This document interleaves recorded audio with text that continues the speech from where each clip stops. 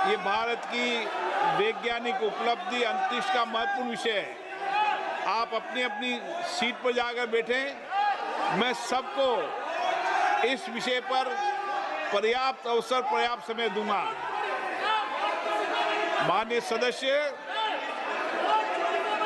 इससे एक सकारात्मक संदेश जाएगा, देश में जाएगा, दुनिया में जाएगा कि भारत ने अंतरिक्ष विज्ञान में कितनी श्रेष्ठता हासिल की है, कितनी बड़ी उपलब्धि है भारत के लिए। ये उपलब्धि का क्षण हमें गौरवगान करने का क्षण है। और विशेष रूप से जब कैप्टन ग्रुप शुभांशु शुक्ला भारत आए तो माननीय जितेंद्र सिंह जी,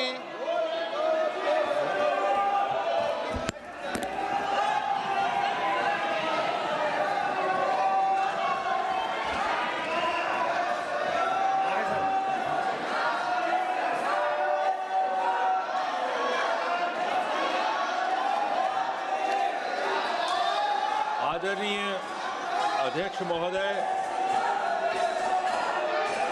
मुझे ये देखकर और ये कहते हुए सदस्यगण, आप सब लोग पीड़ा महसूस हो रही है। बैठिए कि ऐसे आप वक्त सब में लोग आसन पे जाकर बैठिए प्लीज।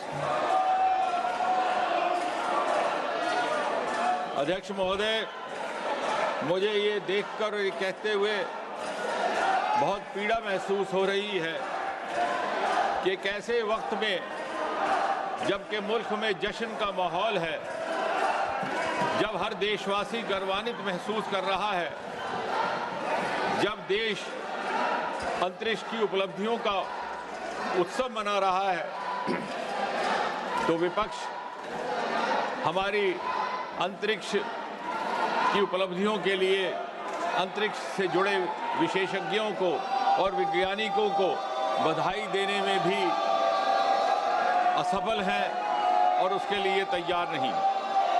आपकी नाराजगी सरकार के साथ हो सकती है, आपकी नाराजगी भारतीय जनता पार्टी और एनडीए के साथ हो सकती है, परंतु हैरत है, आपकी नाराजगी एक अंतरिक्ष यात्री, एक गगन यात्री के साथ भी हो सकती है। और वो एक ऐसा अंतरिक्ष यात्री जो एस्ट्रोनॉट होने के साथ साथ भारतीय वायुसेना का एक अनुशासनबद्ध सिपाही भी है। उसका ताल्लुक ना किसी राजनीतिक दल से है, ना किसी राजनीतिक पार्टी के साथ। आपको बार बार संसदीय मंत्री जी की ओर से अपील की गई, स्पीकर अध्यक्ष जी की ओर से अपील की गई, लेकिन ये अजीब मंजर है अध्यक्ष जी, आप धरती से भी नाराज हैं, आप आकाश से भी नाराज हैं और आज आप अंतरिक्ष से भी नाराज दिखते हैं।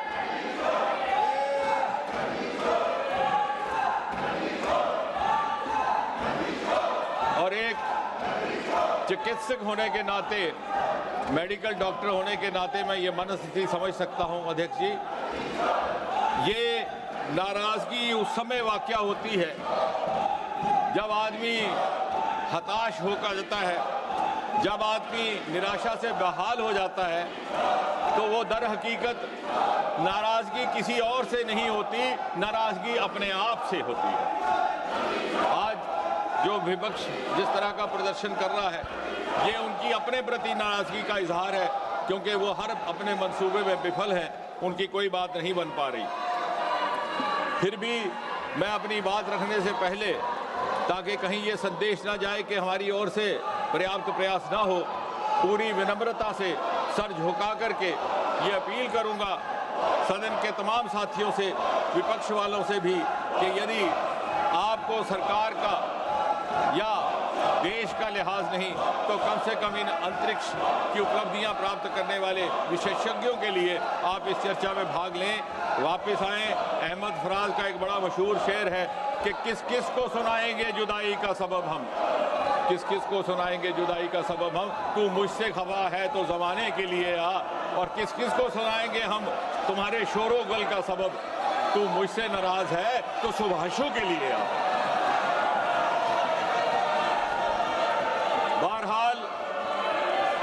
दुनिया किसी के रोकने से नहीं रुकती। बहारें फिर भी आती हैं, बहारें फिर भी आएंगी। विकसित भारत की ये तेज रफ्तार यात्रा यूं ही चलती रहेगी, इसको कोई रोक नहीं सकता। और प्रधानमंत्री मोदी जी के दृढ़ निश्चय और दृढ़ संकल्प को कोई हिला नहीं सकता। Nobody can shaken the courage and courage of conviction of Prime Minister Modi. Having said that, अध्यक्ष जी, आज एक ऐसा वक्त है जब सारा देश जश्न के माहौल में है। हर माँ अपने बच्चे के लिए दुआ करती है कि वो बड़ा होकर के शुभांशु शुक्ला बने, और हर बच्चा ये ख्वाब देख रहा है कि मैं भी बड़ा होकर शुभांशु शुक्ला बनूं। आज दुनिया ने भारत की क्षमताओं के आगे सर झुकाया है। अभी कल ही शुभांशु का इस सफल यात्रा के बाद राजधानी दिल्ली में वापसी हुई है, आगमन हुआ है, और उससे कुछ ही समय पहले ऑपरेशन सिंदूर के द्वारा भारत की अंतरिक्ष में क्षमताओं का प्रदर्शन धरती से आकाश तक देख करके सारे विश्व ने हिंदुस्तान का लोहा माना है। ऑपरेशन सिंदूर के दौरान भी अंतरिक्ष विभाग और स्पेस टेक्नोलॉजी की जो भूमिका रही है, उस भूमिका को निभाने के हेतु जो टेक्नोलॉजी अपनाई गई, वो भी गत 10 वर्षों में मोदी जी की सरकार के आने के बाद ऐसा हुआ। और इस तरह से मुझे यकीन है एक समय आएगा जब ये प्रश्न किया जाएगा इतिहासकारों से कि ऐसा क्यों कर था कि 60-70 वर्ष तक हमारा अंतरिक्ष का विभाग अलग थलग पड़ा हुआ एक सुस्त रफ्तार में काम करता रहा। और जब उस प्रश्न का उत्तर ढूंढा जाएगा तो ये समझ में आएगा कि 26 मई 2014 में जिस दिन मोदी जी ने प्रधानमंत्री के रूप में पदभार संभाला था, एक नए अध्याय का आरंभ हुआ और अंतरिक्ष की इस यात्रा ने गति भी पकड़ी, बल भी पकड़ा, उसको ताकत भी मिली। और दूसरा प्रश्न ये भी पूछा जाएगा कि ऐसा पहले भी हो सकता था, मगर क्यों कर ना हुआ।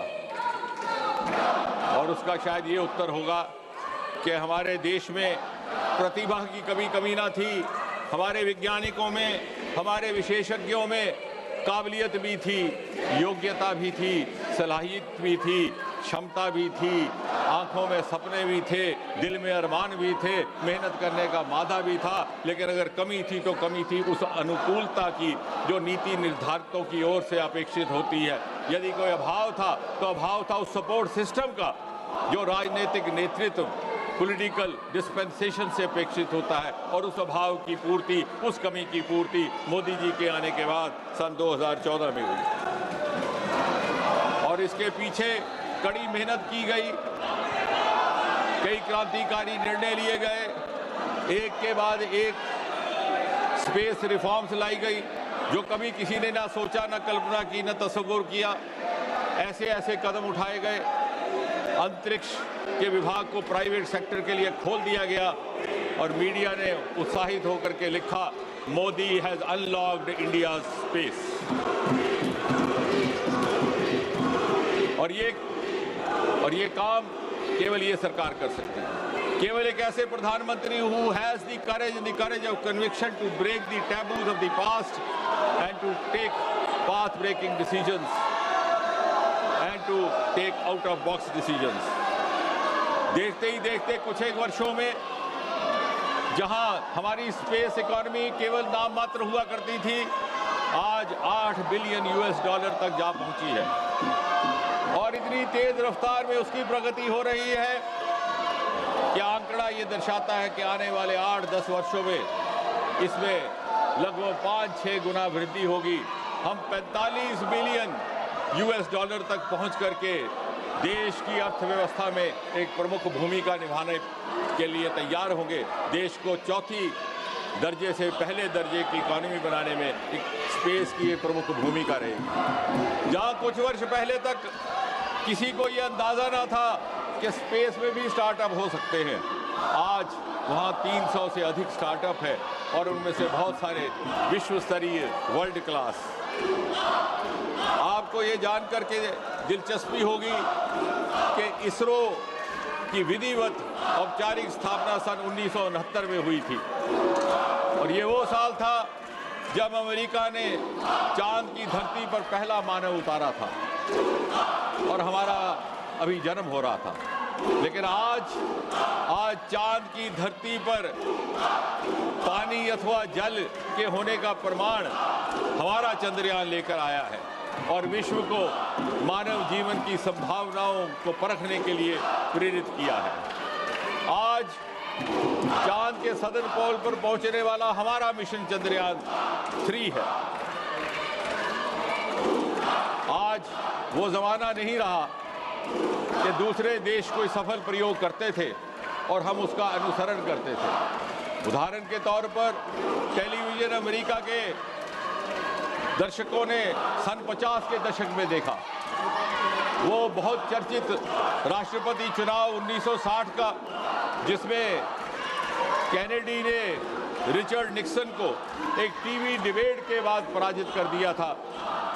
उस समय हमें ना ये मालूम था कि टीवी क्या है और डिबेट क्या है। इस दिल्ली शहर में भी पहला चित्रहार हमें कहीं 1970-71 में जाकर के देखने को मिला। लेकिन अब दृश्य बदल चुका है। India is no longer a follower. On the other hand, India beckons others to follow her. और बहुत सारी ऐसे प्रयोग शुभांशु ने भी किए हैं जिनका जिक्र मैं अगले 3-4 मिनट में आपके सामने रखूंगा। लेकिन उससे पहले ये भी कहना लाजमी है कि बहुत सारे लोग ये कहते हैं कि साहब आप चांद की धरती पर तो जा रहे हैं, अंतरिक्ष में जा रहे हैं, लेकिन इससे हमें क्या लाभ है? I have the confidence to say that India has produced a unique model of using or applying space technology for the ease of living, for infrastructure projects, for development projects. Today, space technology has entered each and every household in India.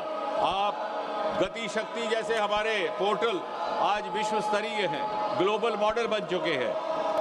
Infrastructure planning में, monitoring में, telemedicine हो, स्वास्थ्य का क्षेत्र हो, communication हो, flood और disaster manage में आज हमारी स्पेस टेक्नोलॉजी दूसरों के लिए सूचनाएं प्रदान करती है।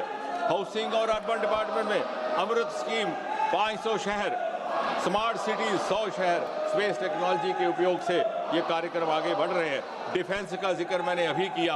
ऑपरेशन सिंदूर ने हमारी स्पेस टेक्नोलॉजी की डिफेंस की क्षमताओं को पाकिस्तान की धरती पर प्रमाणित करने का अवसर दिया और उस अवसर का बखूबी फायदा लिया गया। एग्रीकल्चर सेक्टर में देखिए हर प्रकार से स्पेस टेक्नोलॉजी का उपयोग हो रहा है। जियो मनरेगा, रेलवे, यहाँ तक कि यूटिलाइजेशन सर्टिफिकेट भी अब स्पेस टेक्नोलॉजी के माध्यम से उपलब्ध हो रहे हैं। और जहाँ तक XGM-4 और इस मिशन का ताल्लुक है जिसमें शुभांशु शुक्ला जी हिस्सा थे, तो एक बात मैं ये कहकर के शुरू करूँगा कि XGM-4 और इंटरनेशनल स्पेस स्टेशन की ये कहानी बड़ी करीब से जुड़ती है गगनयान की कहानी से। और इस कहानी का आगाज़ हुआ था 15 अगस्त सन 2018 को, जब लाल किले के परिसर से प्रधानमंत्री ने अपने स्वतंत्रता दिवस के भाषण में देशवासियों के आगे ये घोषणा की थी कि आगे कुछ वर्षों में भारतीय मूल का एक व्यक्ति चांद की धरती पर उतरने का काम करेगा। और सारे देश को एक अजीबो-गरीब फक्र का एहसास हुआ था। उसके उपरांत एज ए फॉलोअप इसरो ने 4 ऐसे व्यक्तियों का चयन किया जिसके लिए उनको प्रशिक्षण दिया जाए। उसमें ग्रुप कैप्टन प्रशांत गोपालकृष्णन नायर, ग्रुप कैप्टन अंगत, ग्रुप कैप्टन कृष्णन और विंग कमांडर शुभांशु शुक्ला जो अब ग्रुप कैप्टन बन चुके हैं और जिनके नाम का उल्लेख अध्यक्ष जी ने भी किया। और इनका प्रशिक्षण प्रारंभ हुआ और फरवरी 2024 में prime minister awarded these 4 potential astronauts with wings at the Vikram Sarabhai space centre, जब प्रधानमंत्री जी का वहां विजिट हुआ। लेकिन फिर एक ऐसा मोड़ आया, प्रधानमंत्री जी वॉशिंगटन डीसी के दौरे पर थे सन 2023 में, और चर्चा के दौरान ये पेशकश आई कि इंटरनेशनल स्पेस मिशन पर जो उनके एस्ट्रोनॉट जा रहे हैं उनके हमरा एक हिंदुस्तानी भी जाए, तो क्या ही अच्छा हुआ। और पहली बार प्रत्यक्ष रूप से भारतीय अंतरिक्ष विभाग और उसके साथ जुड़े हुए लोगों की क्षमताओं की मान्यता अमेरिका की धरती पर की जा रही थी, देश भर के अलावा विदेशों में की जा रही थी। और इस प्रकार इस मिशन का हिस्सा बनने के लिए शुभांशु शुक्ला और उनके साथ ग्रुप कैप्टन प्रशांत एज बैकअप ह्यूस्टन पहुंचे। इसमें एक बात और भी जोड़नी अहम है कि इसमें भारत की ओर से लागत, इस समय मैं अंतरिक्ष में खड़ा हूं, ये पोस्टर मेरे तक पहुंचेगा नहीं,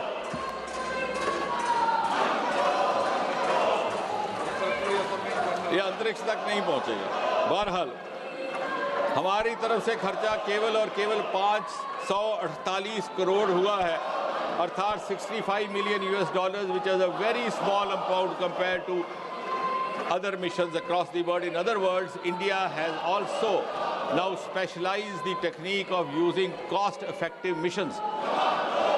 हमारे जो फाइनेंशियल रिसोर्सेज हैं उनके अभाव को कभी कभी पूरा करने के लिए हम अपने इंटेलेक्चुअल और सेरिब्रल रिसोर्सेज का इस्तेमाल करके, जैसे कि चंद्रयान भी केवल 600 करोड़ में हो गया था, हमारा गगनयान 10,000 करोड़, इसी प्रकार यहाँ भी सिर्फ 500 करोड़। 400 किलोमीटर की दूरी थी जिसे अमेरिका में मीलों में गिना जाता है, because they have the metric system of miles, so otherwise 250 miles धरती से आकाश तक उसे जाना था, अंतरिक्ष तक 28 घंटे का सफर था, 27,800 किलोमीटर की स्पीड थी और 14 दिन का ये सारा मिशन रहा। इसके उपरांत उनकी ट्रेनिंग का क्रम शुरू हुआ, 11 महीने की ट्रेनिंग हुई इन दोनों एस्ट्रोनॉट्स की, और 25 जून 2025 को कैनेडी स्पेस सेंटर फ्लोरिडा से इनका टेक ऑफ होता है और लगभग 3 सप्ताह होते होते 15 जुलाई को सैन डिएगो में ऑफ कैलिफोर्निया अटलांटिक ओशन में इनकी वापसी होती है। वापसी के बाद शुभांशु को 1 सप्ताह मेडिकल एवेल्युएशन के लिए रखा जाता है, लगभग 1 सप्ताह उनकी डीब्रीफिंग होती है इसरो के साथ, फिर उसके बाद लगभग 2 सप्ताह अलग अलग नासा के साथ, एक्सियम के साथ, स्पेस एक्स के साथ, या कि ये प्राइवेट पब्लिक पार्टिसिपेशन का भी उदाहरण है, उनके साथ होता है। और आखिरकार 13-14 तारीख को वो वापसी की तैयारी करते हैं और दिल्ली उनका आना 17 अगस्त को होता है। इसमें ये बात बड़ी महत्वपूर्ण जोड़नी है कि जो हमारे 4 वैज्ञानिक थे, 4 एस्ट्रोनॉट थे, जिनकी हेड एक 65 वर्षीय महिला थी पैगी विल्सन, उसके अतिरिक्त एक पोलैंड के थे स्लॉस और एक हंगरी के थे टिबर कापू, लेकिन सबसे महत्वपूर्ण भूमिका और सबसे महत्वपूर्ण काम शुभांशु शुक्ला पर दिया गया था। ये हमारी क्षमताओं का विश्वसनीयता थी। शुभांशु शुक्ला पायलट भी थे। शुभांशु शुक्ला ने वो काम किया जो दर हकीकत एक बायोटेक्नोलॉजिस्ट का करना था। मैं परसों जब उनसे मिला तो मैंने कहा, शुभांशु, हमने तो आपको इतना ट्रेन कर दिया कि अब आप बायोटेक्नोलॉजिस्ट भी बन सकते हैं, क्योंकि वो ऐसे एक्सपेरिमेंट्स थे जो लाइफ साइंसेज के साथ ताल्लुक रखते थे, एग्रीकल्चर के साथ ताल्लुक रखते थे, प्लांट बायोटेक्नोलॉजी के साथ ताल्लुक रखते थे। लेकिन वहाँ पर किसी डॉक्टर का जाना शायद इतना आसान ना था, क्योंकि उसके लिए ये रिक्वायर एक्लिमेटाइजेशन ट्रेनिंग, और इसलिए Shubhanshu prove to be a very good learner. कुछ ही समय में उन्होंने वो सारे प्रयोगों का प्रोसीजर समझ लिए, ग्रहण कर लिए और बड़ा बेखूबी से उन्हें निभाया। इन जो भी प्रयोग हुए हैं ये मुख्य तौर पर 6 श्रेणियों में बांटे जा सकते हैं। 2 प्रयोग हैं जो लाइफ साइंसेज को लेकर के, यानी वहाँ पर मसल्स का डिस्फंक्शन हो जाता है, वेस्टिंग हो जाती है, जिसे biogenesis studies, how to preserve the muscle function how to strategise recovery. दूसरा कि लगातार उन्हें टेलीविजन का स्क्रीन देखना पड़ता है, कंप्यूटर का स्क्रीन देखना पड़ता है। तो what are the cognitive effects of exposure continuously to these electronic gadgets. ये ऐसे प्रयोग हैं जिनका फायदा हमें धरती पर भी होगा। तीसरा, इसी तरह से स्पेस के अंदर किस तरह से एडिबल एल्गी जलाए जाए। चौथा, किसी तरह से चावल, मूंग, इसके बीज बोए जा सके जीरो ग्रेविटी पर। साइनोबैक्टीरिया जो एक्सट्रीम कंडीशन में काम करते हैं, उनकी ग्रोथ कैसी हो। कुल मिलाकर इन 6 श्रेणियों के प्रयोगों का सबसे बड़ा महत्व, जो मुझे बड़ा गर्व है और हर्ष है ये साझा करते हुए, मैं कहूँगा कि 3 बहुत अहम इससे संदेश गए हैं। पहला कि ये सारे के सारे इंडिजिनस थे। इन सारे की सारी किट्स हिंदुस्तान में विकसित की गई। इसी मंत्रालय के दूसरा विभाग डिपार्टमेंट ऑफ बायोटेक्नोलॉजी, उसके अतिरिक्त कुछ एक IITs, कुछ एक इंडियन इंस्टीट्यूट ऑफ साइंस, यानी आत्मनिर्भर भारत के मंत्र का पालन भी इन्हीं प्रयोगों से हुआ। दूसरा, जो अक्सर मोदी सरकार के द्वारा कहा जाता है होल ऑफ गवर्नमेंट अप्रोच, इसमें सारे देश के वैज्ञानिक संस्थान भी शामिल थे और दूसरे विभाग। और तीसरा, सबसे महत्वपूर्ण, कि जो प्रयोग जैसा मैंने कहा सुभांशु ने किए हैं, वो प्रयोग तो एक भारतीय कर रहा है, उनकी किट्स भी भारत में विकसित की गई, लेकिन उनका लाभ सारी मानव जाति को होने वाला है। अर्थात विश्व बंधु भारत का सबसे प्रमुख, सबसे नुमाया मिसाल सुभांशु के इस यात्रा के द्वारा दुनिया के आगे रखी गई है। सो इट इज आत्मनिर्भर भारत, इट इज विश्व बंधु भारत, इट इज सबका साथ, सबका विश्वास एंड सबका प्रयास वाला भारत। और इसके नतीजों के फायदे क्या होंगे कि गगनयान जो हमारा प्रमुख रहेगा, मैं अब समाप्त करने वाला हूँ। मुझे लगा कि शायद विपक्ष वाले बोलेंगे नहीं, तो शायद मैं इनकी तरफ से भी बोल दूँ, लेकिन अध्यक्ष जी का इशारा आया है। बहरहाल, इसमें हमारी इंटरनेशनल कोलैबोरेशंस को अपस्केलिंग में मिलेगा, क्योंकि दुनिया को हमारी क्षमताओं का अनुमान हुआ है। हमारी बहुत सारी डॉकिंग अनडॉकिंग की कैपेबिलिटीज है। जब हमारा अपना इंटरनेशनल स्पेस स्टेशन होगा, उसके लिए काम आएंगे। हमारी लाइफ साइंसेज और प्लांट साइंसेज की जो प्रयोग सुभांशु ने किए हैं, उनका धरती में भी इस्तेमाल होगा। मैं अपनी बात समाप्त करने से पहले मैं केवल ये कहूँ, कोई बात नहीं, मैं समाप्त करने से पहले केवल ये कहूँगा कि आने वाले समय में ये एक बड़ा महत्वपूर्ण साल हमारा इसलिए लगा कि 2024 का समापन हुआ था स्पेडेक्स मिशन के साथ डॉकिंग अनडॉकिंग, और 2025 का आगाज़ हुआ नेविक, जो हमारी नेविगेशन मिशन थी। और अभी हाल ही में हमारा इसी सत्र के दौरान नाइसर का एक लॉन्च रहा है, जो हर 12 दिन के बाद धरती के चित्र खींचेगा 1-1 मिनट तक। 2026 में हमारा वायु मित्र फाइनल रिहर्सल होगा। 2027 में पहला मानव हिंदुस्तानी अंतरिक्ष में जाएगा, गगनयान। 2035 में भारतीय अंतरिक्ष स्टेशन, और 2040 में एक भारतीय चांद की धरती पर कदम रखेगा। और इसलिए मैं ये कहते हुए यकीन भी है और गर्व भी कि मोदी जी के संकल्प के विकसित भारत की सिद्धि 2047 से होने से कुछ साल पहले ही एक भारतीय चांद की धरती पर पहुंच करके विकसित भारत की घोषणा अंतरिक्ष में चांद पर करने वाला है। He will herald the coming of the Viksit Bharat of 2047। धन्यवाद जी। Thank you honourable minister. माननीय सदस्यगण, एक महत्वपूर्ण विषय पर सदन में चर्चा चल रहा है। सभी सदस्यों का इस चर्चा में भाग लेने का हिस्सा भी है और ज़रूरत भी है। कृपया अंतरिक्ष विज्ञान के विषय पर जो महत्वपूर्ण भारत ने उपलब्धियां हासिल की है, उस चर्चा को पूरे देश के जनता तक पहुंचाना हम सभी सांसदों का महत्वपूर्ण भूमिका होता है। कृपया आप अपने सीट पर जाके बैठिए। At least please allow to discuss the important space science achievement by Bharat by Sudhanshu ji. Please sit it. We should continue the discussion. Please allow. You are requested to please be seated. आप सभी लोग बैठ जाइए। सभी लोग बैठ जाइए। आपके कारण सदन के प्रति भारत के जनता का आक्रोश देख रहा हूँ।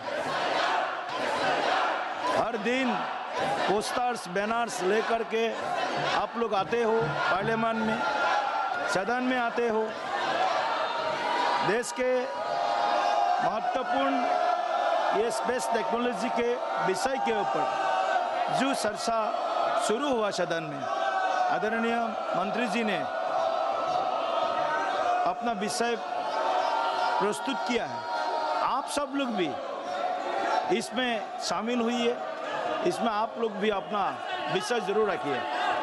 आप अगर सदन नहीं चलाना चाहते हैं, if you are not allowing to run the business of the house, then कोई हमारे पास कोई और विकल्प नहीं है। फिर सदन को फिर पूरे दिन के लिए बंद कर देना पड़ेगा। आप इस चर्चा में भाग लीजिए। अंतरिक्ष विज्ञान में भारत का जो महत्वपूर्ण सफलता है उसमें भाग लीजिए काइंडली। आप सदन नहीं चलाना चाहते, देश के जनता हम सबको देख रहे हैं, सदन को पूरा देख रहा है। सदन में इस तरह का आपका व्यवहार जनता एक्सेप्ट नहीं करती है। थोड़ा इस विषय के ऊपर जरूर आप लोग ध्यान दीजिए, विशेष करके स्पेस टेक्नोलॉजी के ऊपर, स्पेस साइंस के ऊपर हमारा जो उपलब्धि है उसके ऊपर